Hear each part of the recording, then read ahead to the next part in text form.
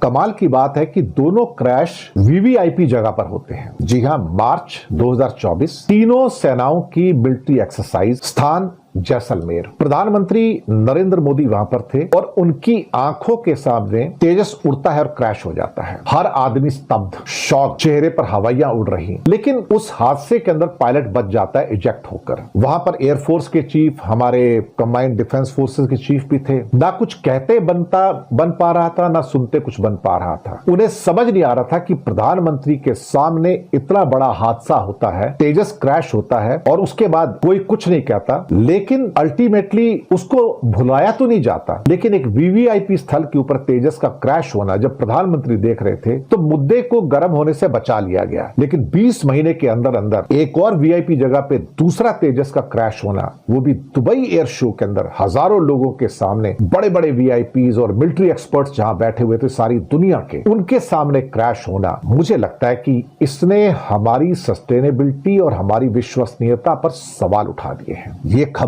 पूरी दुनिया के अंदर इस टाइम छाई हुई है। हमारे जो बहादुर pilot wing commander Namansh Sayal, वो भी शहीद हो गए इसमें, जान तक नहीं बचा पाए, इजेक्ट नहीं कर पाए। और कहीं ना कहीं इसके ऊपर अब पूरी दुनिया के अंदर चर्चा है, इवन गल्फ के अंदर चर्चा है, दुबई के अंदर भी चर्चा है। गल्फ न्यूज ने अपनी रिपोर्ट में लिखा था कि भारत ने एक दिन पहले तेजस के एयरक्राफ्ट से ऑयल लीक होने के दावों को खारिज कर दिया था और उसे फर्जी बताया था। क्या ये कारण था? क्या उसको छुपाने की, ढकने की कोशिश की गई? फैक्ट चेक के अनुसार बताया गया कि कई प्रोपेगेंडा अकाउंट्स के जरिए दुबई एयर शो को एक वीडियो फैलाया जा रहा है, दावा किया जा रहा है कि विमान का ऑयल लीक हो रहा है। ये दावे फर्जी हैं। ये उस वीडियो के ऊपर पीआईबी का पूरा एक बयान आया था। लेकिन जब ये क्रैश हुआ दुबई में आंखों के सामने और पायलट की मौत हो गई, तब मुझे लगता है कि शायद हो सकता है कि लोग अब ये भी कह रहे हैं कि क्या कुछ चीजें ढकने की कोशिश की जा रही है। सवाल ये पैदा होता है कि जो हुआ वहां पर वो अपने आप में अद्भुत लेकिन शोक मनाने वाला था। एयर शो देखने के लिए हजारों की भीड़ थी। दोपहर के करीब 1:30 बजा था। भारत की सूर्य किरण की टीम ने कुछ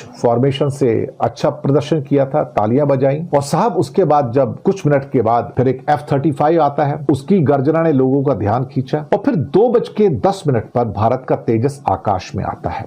सबको टाइम स्लॉट दिए होते हैं और जिसकी पहचान सबको पता लग गया कि भारत का तेजस है। ये अपने इस प्रदर्शन के दौरान करीब 3 मिनट के अंदर अंदर तेजी से ऊपर उठता है, लेकिन ऐसा लगता है कि जैसे बीच में अचानक उसकी शक्ति कम होनी शुरू हो जाती है और वो नीचे तेजी से आना शुरू होता है। और जब तक कोई सोच पाता तब तक तो विस्फोट हो चुका था, वो धरती से टकरा चुका था। शायद इतना टाइम नहीं मिला पायलट साहब को कि उसको संभाल पाते, क्योंकि जैसे ही विमान तेजी से ऊपर उठा था तो उसकी पावर एकदम कमजोर हो गई। क्या इंजन फेल हो गया था? नहीं पता। लोग घबरा गए और वहां पर कई भारतीय जो देख रहे थे उन्हें आंखों पर यकीन नहीं आया कि उनके देखते देखते क्या हुआ। धुआं, धमाका, आग, लोग चिल्लाने लगे। दरअसल इस बहुत शानदार शो के अंदर एक दुखद हादसा था। पायलट की जान नहीं बच पाई, अपने आप में ये दिल तोड़ने वाला है। क्या पायलट ने ट्राई किया था इजेक्ट होने का और क्योंकि उनकी पावर नहीं बची थी तो वो इजेक्ट ही नहीं हो पाए? ये भी हो सकता है। कई किस्म के कयास लगाए जा रहे हैं। अब सवाल ये पैदा होता है कि जो हुआ है वो तो दुखद है, लेकिन जिस किस्म के इसके ऊपर अब उंगलियां उठ रही हैं वो अपने आप में मुझे लगता है कि उसके आंसर कहां से मिलेंगे। एक खलीज टाइम्स की रिपोर्ट आती है और वो कहते हैं कि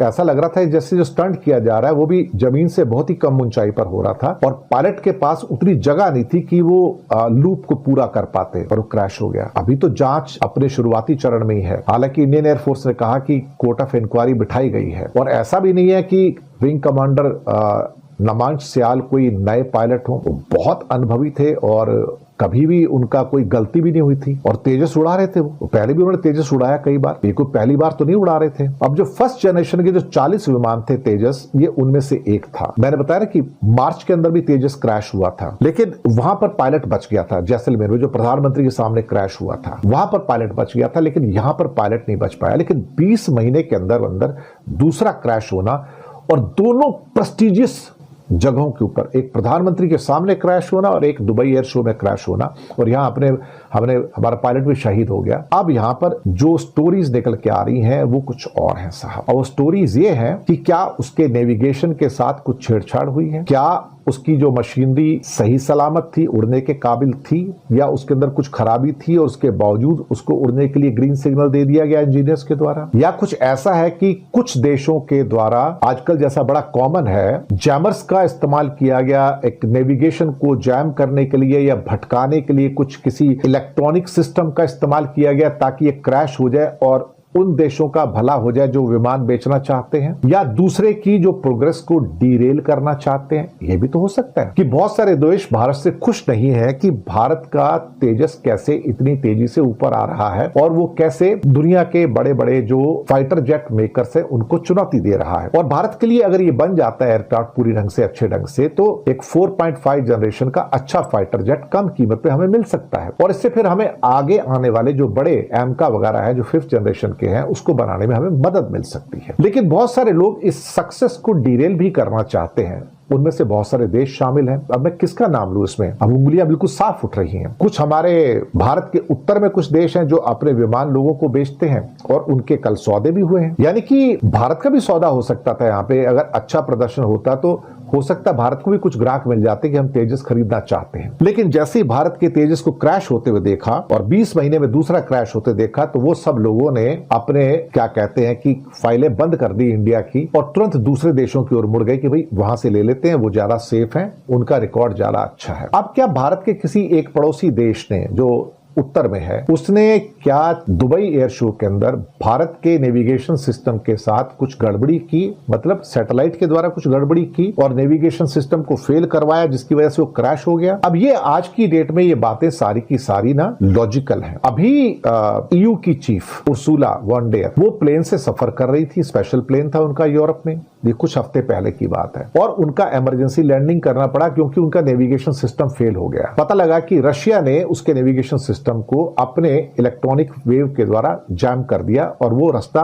भटकने वाली बात हो गई, बड़ी मुश्किल से उनकी जान बची। अभी पिछले हफ्ते ब्रिटिश विमान ने शिकायत की कि मेरे ऊपर रूसी शिप्स ने लेजर बीम्स का इस्तेमाल किया और इससे मैं एक किस्म से क्रैश होते होते बचा हूं। ये इल्जाम दरअसल चाइना के शिप्स पे आया रेड सी के अंदर कि उन्होंने उड़ते हुए जहाजों के ऊपर लेजर का इस्तेमाल किया। लेकिन सैटेलाइट के द्वारा दूसरों के नेविगेशन सिस्टम को जैम करना या किसी वॉर सिचुएशन के अंदर एक दूसरे के प्लेन्स के नेविगेशन सिस्टम को जैम करना जैमर्स के द्वारा या उनको चेंज कर देना, अब ये कॉमन टेक्निक होती चली जा रही है। इसमें कोई हैरानी वाली बात नहीं है। कुछ लोग तो ये भी कह रहे हैं कि जो सोशल मीडिया में 1000 किस्म की खबरें आ रही हैं कि साहब तेजस के साथ खिलवाड़ हुआ है, तेजस के साथ षड्यंत्र हुआ है और तेजस क्रैश नहीं हुआ, तेजस को क्रैश करवाया गया ताकि तेजस की प्रेस्टीज डाउन हो जाए, उसको दुनिया में कोई ग्राहक ना मिल सके और भारत और इंडियन एयरफोर्स की बदनामी हो। ये इस मकसद से किया गया है और उसमें अब खुश होने वाले लोगों के अंदर बहुत सारे लोग आ गए साहब। जी हाँ, बहुत सारे लोग आ गए हैं। वो सारे लोग जो यूरोप में अपना प्लेन बेचना चाहते हैं, वो सारे लोग जो बेसिकली अमेरिकन कॉन्टिनेंट से अपने प्लेन बेचना चाहते हैं, वो सारे लोग जो किसी और देश में क्या कहते हैं कि प्लेन बेचना चाहते हैं, वो भी हो सकते हैं। तो कहीं ना कहीं जो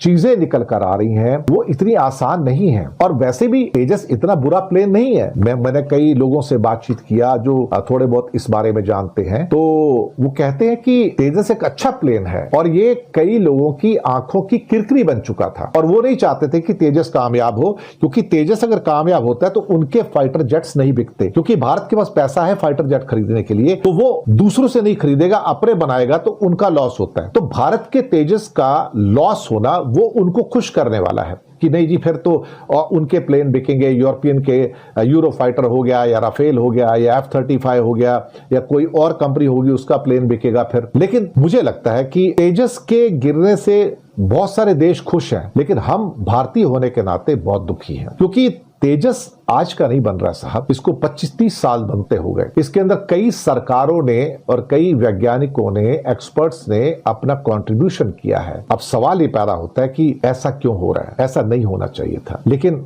हादसा तो हो गया। और अब जबकि बहुत सारे देश जो कि कॉन्स्पिरेसी करने के अंदर एक्सपर्ट हैं, जिसमें China one of the prominent है, मैं आपको बताऊं, तो उसके हाथ से भी इनकार नहीं किया जा सकता। कोई भी कॉन्स्पिरेसी थ्योरी जो आज की डेट में निकल के आ रही है, हम उससे इनकार कर ही नहीं सकते, मैं आपको बताऊं, क्योंकि दूसरों को आज की डेट में फेल करना ही पहला ऑब्जेक्टिव हो गया कि मेरा प्रोडक्ट बने, मेरा बिके, दूसरे का फेल हो जाए। भारत को सावधान रहना होगा, भारत के जो हिंदुस्तान एरोनॉटिक्स हैं या बाकी जो भी इनसे जुड़े हुए लोग हैं उनको सावधान रहना होगा कि आपके साथ सैबोटेज किया जा रहा है। हो सकता है कि जो नरेंद्र मोदी के सामने भी जो तेजस क्रैश हुआ था उसके साथ भी कुछ सैबोटेज किया गया, क्योंकि वहां पर हमें एक बात नहीं भूलनी चाहिए कि वो विमान पाकिस्तान की सीमा के साथ उड़ रहा था। जैसलमेर पाकिस्तान की सीमा पर है, ऑलमोस्ट ज्यादा दूर नहीं है, तो प्लेन जब उड़ेगा तो पाकिस्तान की सीमा के उधर ही रहेगा। तो वहां पर पाकिस्तान के पास अब ऐसी सलाहियत आ गई है चाइना की मदद से कि वो दूसरे प्लेन के नेविगेशन सिस्टम को जैम कर सकते हैं। क्या उस तेजस के साथ भी ऐसा हुआ था और क्या इस तेजस के साथ भी ऐसा हुआ है? सवाल बहुत सारे हैं, जवाब पता नहीं कब मिलेंगे इनके, लेकिन हमें सावधान रहने की जरूरत है कि भारत की सक्सेस स्टोरी को सैबोटेज करने के चांसेस बहुत ज्यादा लग रहे हैं और कहीं ना कहीं इंडियन सक्सेस को डिरेल करने के भी चांसेस लग रहे हैं। तेजस अच्छा एयरक्राफ्ट है, सवाल उठ रहे हैं